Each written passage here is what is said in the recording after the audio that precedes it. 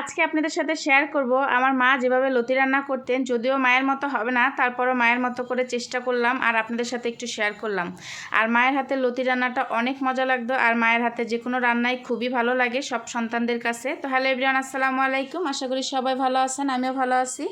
তো এই তো এখানে হচ্ছে গিয়ে আমি লতিটা ভালো করে কেটে ধুয়ে নিছি। তারপর আমি পানি দিয়ে দিয়েছিলাম চুলাতে, যাতে গলা না ধরে, এই জন্য আর কি, গলা না চুলকায়। তো হালকা একটু লবণ দিয়ে আমি ভাপ দিয়ে নিছি, কোনো রকম আর কি একটা বলক দিলেই হবে।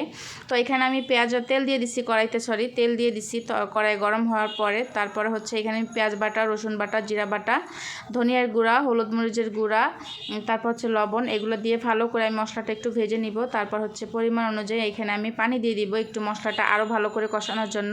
তো এখানে আমি দেশি যে ছোট চিংড়ি মাছটা হয়, কুচো চিংড়ি, ওইটা আমি কেটে ধুয়ে আগে থেকে আমি ফ্রিজে রেখে দিয়েছিলাম ছোট ছোট করে।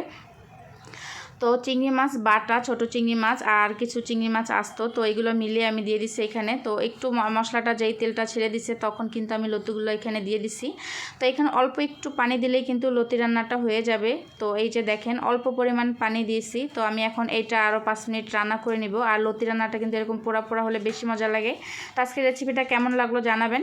যদি আজকের রেসিপিটা ভালো লাগে তাহলে অবশ্যই লাইক কমেন্ট করতে ভুলবেন না। ভালো থাকবেন সবাই, আল্লাহ হাফেজ।